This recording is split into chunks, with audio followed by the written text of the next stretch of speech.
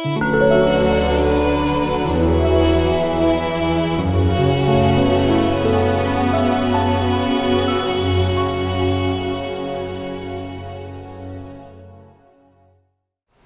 just a very quick run through for those who haven't been here, who's the first time. We've been talking for 2 years already about mental experiences.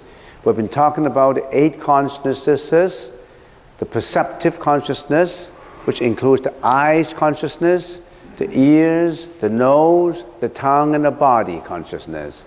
And then these are the perceptory consciousness through the 5 sensory organs. And then we've been talking about the mano consciousness, which is the cognition consciousness. And then the 7th consciousness, which is the manas consciousness, the ego attachment consciousness. And then now we are talking about the store consciousness, which is the alaya, vijnana consciousness. So there are 8 consciousnesses that we have already covered in a lot of details, maybe more than 60 hours. I don't know how many hours we've been talking about it. And for those who haven't joined us, there's a lot to catch up with. Last time we used an analogy of an ocean compared to alaya consciousness. If the alaya is imagined as a vast ocean, then the 7 other consciousness are waves on its surface. All the 7 consciousnesses are not separate from the 8th, which is the alaya consciousness. The alaya consciousness is the store consciousness. It is a repository of all the latent energy that we have. Nor do they disturb the stillness of its depths, as all 8 are essentially one. So we're using an analogy of waves, and the wave, the ocean, is the storage, the store consciousness. You, every individual, have that store consciousness. If I can use, maybe I use the computer as an analogy, that's your disk drive, or your memory, that everything got stored in there. But the alaya consciousness, your disk drive, is very deep and subtle. It arises from moment to moment, together with the functions of the sense faculties and the various cognitive and affective formations constitute one's ongoing existence. We are nothing but the 8 consciousnesses. And why do I have to know all these? Why do I have to know? It sounds like psychologists, right? Why do I have to know all these? If you know all these, then you know your mind, your own mind. If you know your own mind, then you are aware of every thought. If you're aware of every thought, then you can change your thought from the bad thought to a good thought, to a pure thought. And if you can control your own thought in such a way that if you're geared towards the right path, then you are on your way to happiness and sainthood. Why do people commit crimes, sins, or why do they have miseries? Because they can't control their own thought. You are the master of your own thought. So that's the reason why some positive thinkers said that every thought is inconceivable. If you can, whatever you can think, you can achieve it. It's just you're not aware of your own thought. Your thought is not strong enough. So studying all these will make you become aware of your own thought. Practicing meditation will you become more aware of your own thought. Then what do? Then you will stay away from bad deeds and do good deeds. Because you know that bad deeds will lead to bad effects, and based on causality, you will suffer from miseries of bad effects. So we have been talking about this, and we just give you a very, very brief summary of what it is. So it's like a vast ocean of the alaya consciousness in you is a repository of all the latent energy, that you have. And next, so a new term usually in Sanskrit is citta. Citta, a pure citta, is without waves. There's no eye, ear, nose consciousness that attached to sound, taste, smell, touch, and all that. the pure citta with no waves. It is the liberated mind unconditioned by defilements. Your mind is liberated. You don't have any defilements that dominate you. You don't have greediness, hatred, jealousy, you name them. All these emotions, you are free from them. Why do we have to study the Buddhist teaching? It's not just to get blessings from Buddha or to be better, to gain everything, to acquire everything. It is to purify your own thought so that you are the master of your own fate, your own life. Remember what we said, put in very simple terms? A thought will lead to what? An action or speech. Action or speech repeatedly done, performed, will becomes your what? Your habits. Habits becomes what? Your personality. Personality becomes what? Your destiny. You mold your own destiny. Can you be more aware of your own thought? Can you make your thought more vigorous and more beneficial, more meritorious so that you lead a happier life? Or a thought of addiction, a thought of greediness, a thought of sensual pleasures, a thought of gambling? Would that lead you? Where would that lead you to? You know it. I don't have to say, right? Okay. So that's a pure chitta with no waves. And then a defiled chitta. The 8 vijnanas are the activities of the defiled chitta, like waves of the ocean.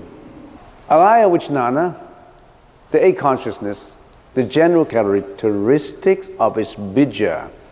Let's talk about what gets stored in the 8 consciousness, in the repository of your alaya consciousness, your latent consciousness in you. In other words, let's examine your disk drive. What is in your disk drive? Why do we reincarnate carrying that disk drive in every reincarnation? Why do we have to go through the cycle of life and death? What is get stored? What is this bits and bytes and chips in your computer? Do you want to know something about them? These are the bija, the seeds latent in you, or the energy that's latent in you. First one, these are the characteristics. Seeds are energy that are subject to changes, momentarily arising, sustaining, and disintegrating. They are as momentarily as thoughts. In other words, every thought has energy in it. If you're in your mind, you always nurture good, compassionate, meritorious, beneficial seeds in your mind. That's going to be a storage, a repository of what? Of good energy in you. But are you doing that? What are you doing when you get into website, into YouTube, and you're seeing indecent material? What are you doing? You're building all kinds of non-meritorial energy in your mind. So make sure, watch everything you watch. Do you know what I mean? Know everything you know. Are you beware? Or you're not? You just carry away by it. You just keep on carrying. You think just seeing it will not affect you? Once you click on cancel, then you cancel it. Once you click on the X, then it will be all gone.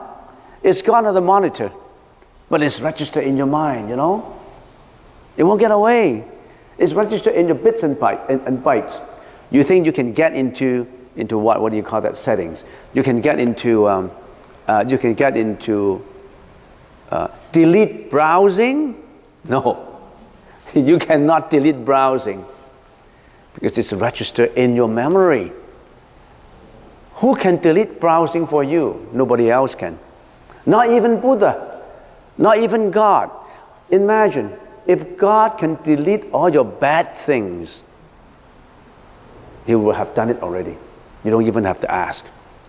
Why would God allow you to accumulate all kinds of bad thoughts in your mind? God would not do that. If God is all powerful, God would have erased all the bad stuff in you. Not even Buddha. Buddha just told you, don't register those things in your memory because you can't erase them. You can't delete them. Yeah, right. What? You yourself, You can delete it? You mean you have killed someone, you have that, nurtured that thought, you have done it, you can say, okay, I can delete that from my mind? No, the police will get you. Because the causality will still get you that. You cannot escape from causality. In other words, you already have germinated, cultivated that thought of killing, for example, and you carry out your action. You already have committed it. You already have brought that seed, the latent energy, into action. And that action leads you to misery. So the most important is you got to care and mind your thought. Not just be afraid of the result. People are usually afraid of result. I have done this. What kind of result I will have? An average Joe Blow would just worry about what kind of result I have if I beat someone. But the careful, the prudent individual would say, I would avoid getting the cause. I would just give compassion. I would not hate. If I hate, then I would harm. So the saintly people, the people who are more on the saintly path, they would watch the thought and not just worry about the action, the result. The Bodhisattva will always think about the result of an action. The average person, the confused sentient being, would never think about the result. They would just do what they are pleased in their senses, what they are pleased to do. They want to drink, they drink. They want to get intoxication, they do intoxication. They want all kinds of sensual pleasures, they just look and seek for it and then perform it. They don't care about causality.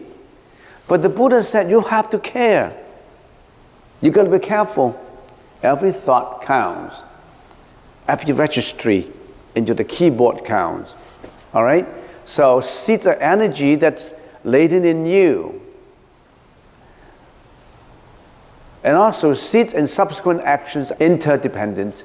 Seeds become thoughts, speeches, and actions.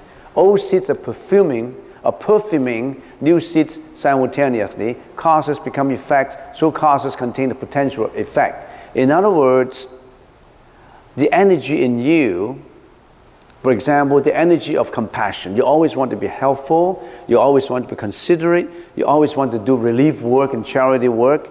And that kind of energy in you would keep on perfuming you. And once an action of benevolence is performed, that action will perfume more energy in you.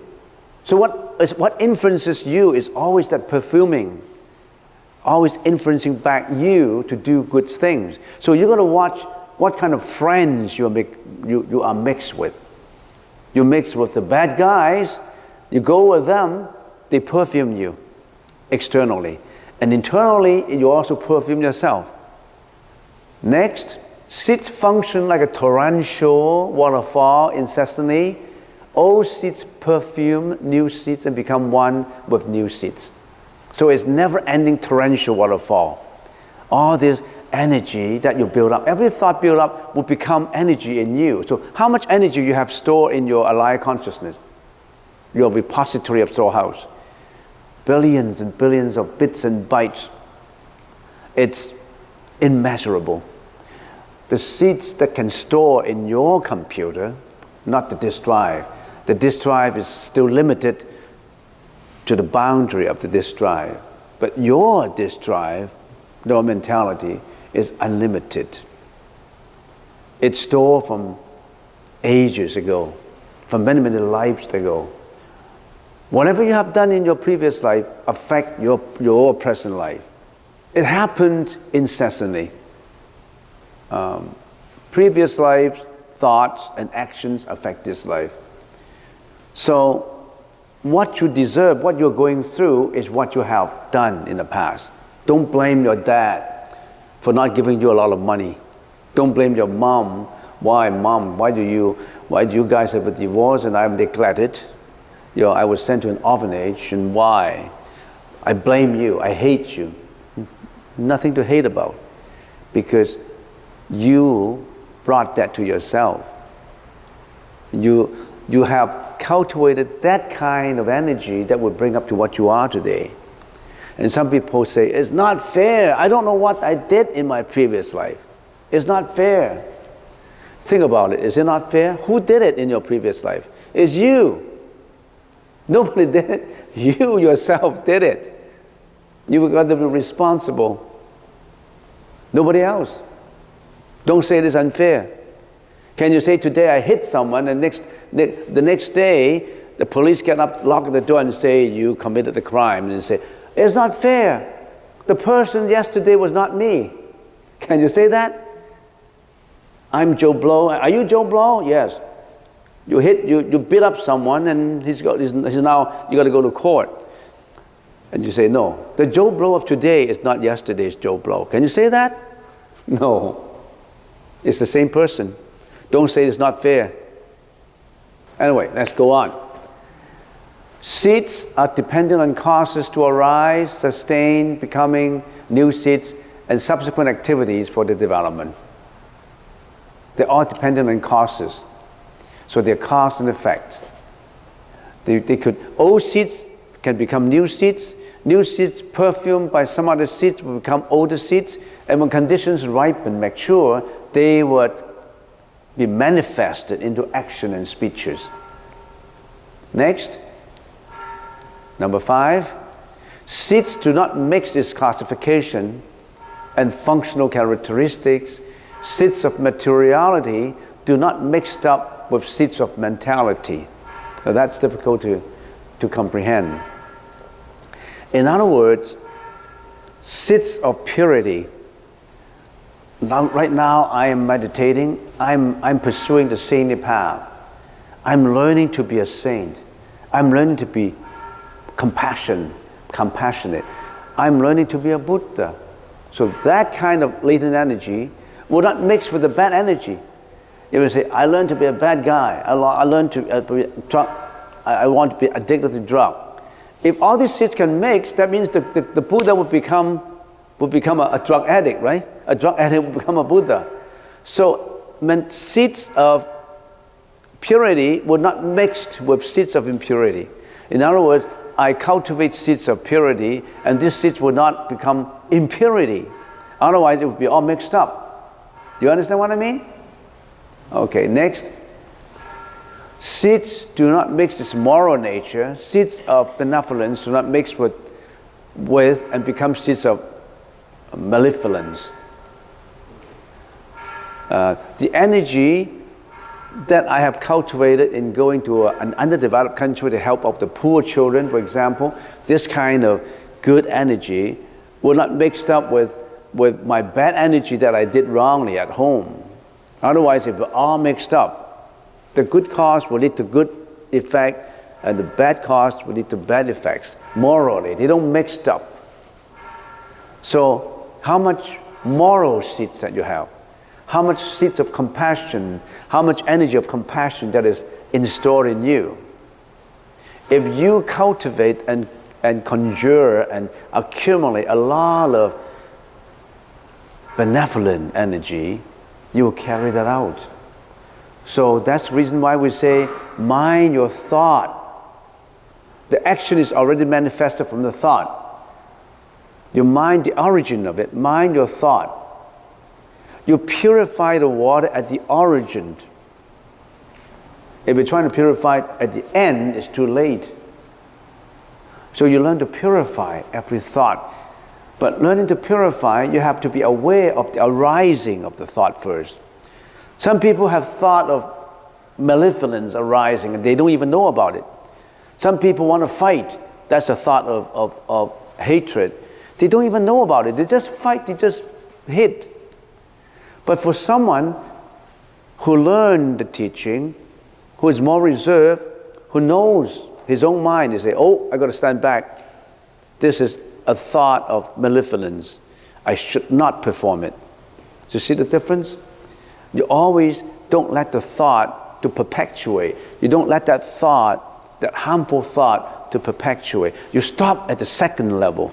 You don't let it go on and on until you perform it, you manifest it into what? Into cruelty, into bad actions. So that How does that help you in understanding meditation? What do you do during your meditation?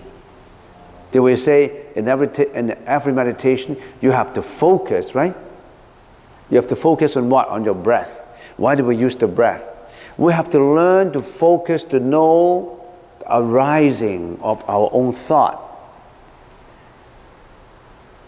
99% of the people do not know that thought arises in them. That's the reason why they yell. That's the reason why they get angry. Greediness, angry, hatred, depression, anxiety, all because you cannot control it. When it arises, you just go with it. You cannot control it. But you have to step back now. Meditation helps us to watch it. To watch it and slowly watch it and let it go, and it will slowly disintegrate. All these mental defilements can be cured by understanding yourself, not from medication, not just taking the medication to suppress it.